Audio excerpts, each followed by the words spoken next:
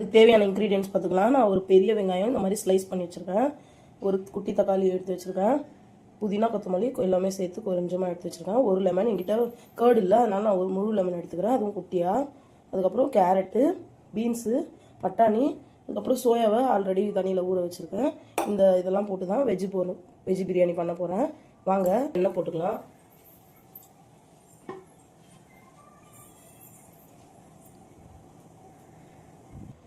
நான் வந்து பட்டை, லவங்கம், ஏலக்காய், ரொம்ப ஸ்பைசஸ் சேர்த்துக்கல, 2 பேருக்கு இதுவே கரெக்டாக இருக்கும். ஆயில் நல்லா சூடாயிடுச்சு. நம்ம ஸ்லைஸ் பண்ணி வச்சுருக்கேன். ஆனியன் சேர்த்துக்கலாம்.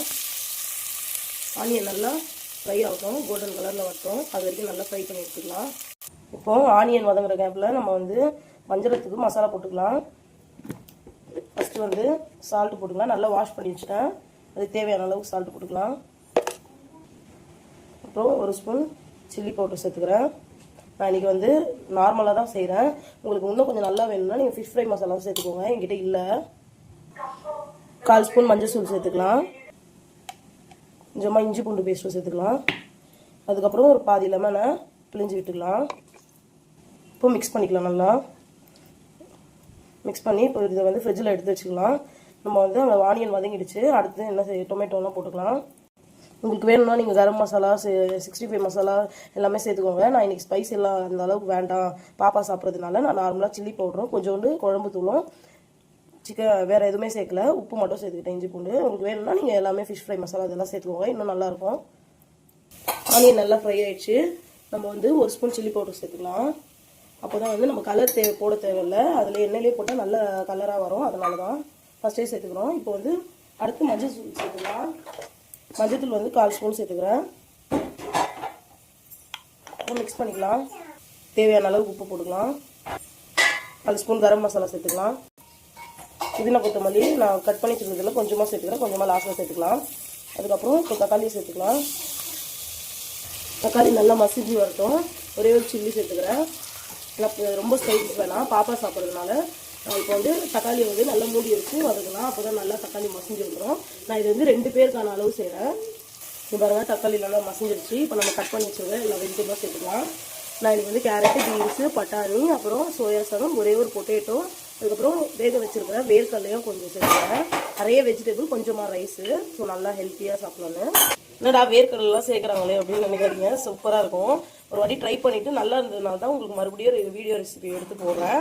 சூப்பராக இருக்கும், ஒரு வாட்டி ட்ரை பண்ணி பாருங்கள். நான் ஆயிலெல்லாம் கொஞ்சம் கம்மியாக தான் சேர்த்துக்கிட்டேன், எனக்கு உடம்பு வேறு தெரியல. ஸோ அதிகமாக ஆயில் சாப்பிட வேணாம்னு சொல்லி, உங்களுக்கு ஆயில் இன்னும் கொஞ்சம் வேணும்னா நீங்கள் ஆயிலோ இல்லை கீயோ சேர்த்துக்கோங்க.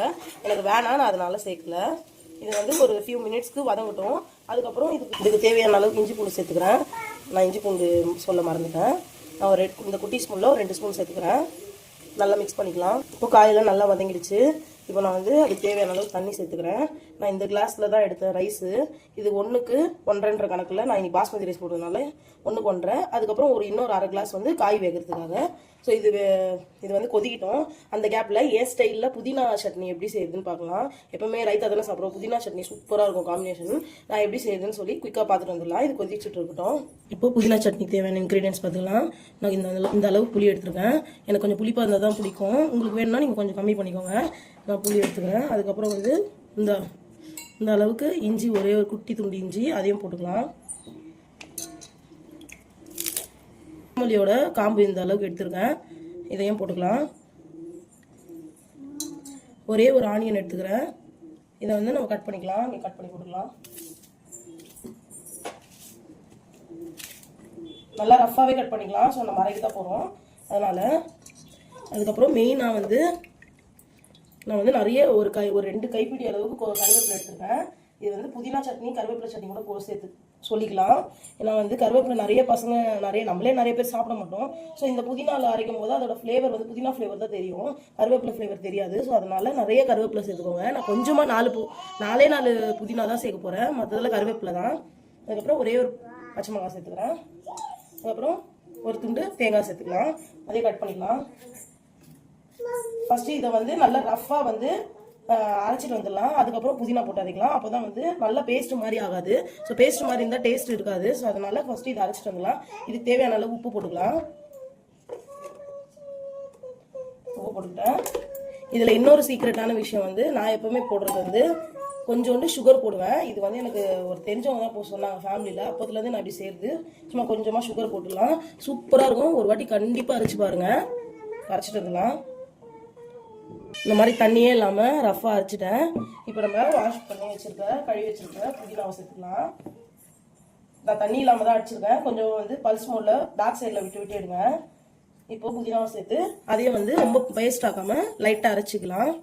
புதினா சட்னி ரெடி. இந்த மாதிரி திப்பி திப்பியாக அரைச்சா தான் டேஸ்ட்டாக இருக்கும். கண்டிப்பாக ஒரு வாட்டி ட்ரை பண்ணி பாருங்கள். இப்போ தண்ணி நல்லா கொதிச்சிடுச்சு. நம்ம பாஸ்மதி ரைஸை வந்து போட்டுக்கலாம். வந்து குக்கரில் செய்யறதுனால ஒரே விசில் தான், அதிகமாக வச்சுக்காதீங்க, வெந்துடும். ஒரே விசில் போதும். நீங்கள் கலர் வேணும்னா கலர்லாம் சேர்த்துக்கோங்க. எனக்கு கலர் வேண்டாம்னு தோணுச்சு, அதனால் நான் சேர்த்துக்கல. இப்போ இந்த டைமில் நம்ம எடுத்து வச்சிருக்கிற லெமனை வந்து பிழிஞ்சு விட்டுக்கலாம். நம்ம ஃபஸ்ட்டே போடுறதோட இப்போ போட்டிங்கன்னா அரிசி அந்த அளவுக்கு உடையாது. ஸோ அதனால தான். உப்பெல்லாம் கரெக்டாக இருக்கா காரணம் செக் பண்ணிவிட்டு ஒரு விசில் வச்சுக்கலாம். இப்போ ஆயில் நல்லா சூடாயிடுச்சு. 1 hour மேரினேட் ஆகிடுச்சு. ஸோ நம்ம இப்போ வந்து ஃப்ரை பண்ணிக்கலாம். நீங்கள் வந்து தேவைன்னா டீப் ஃப்ரை கூட பண்ணிக்கோங்க. எனக்கு ஷாலோ ஃப்ரை பண்ணுறதுனால நான் ஷாலோ ஃப்ரை பண்ணிக்கிறேன்.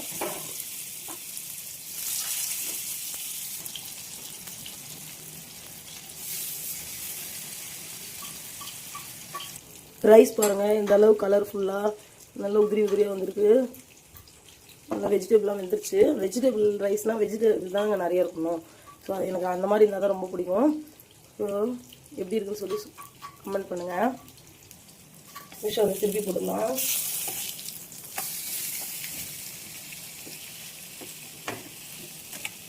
நல்லா சிம்மில் வச்சு ஒரு 5 மினிட்ஸ்க்கு வேக வச்சுட்டு அதுக்கப்புறம் ஃபாஸ்ட்டாக வச்சுக்கோங்க.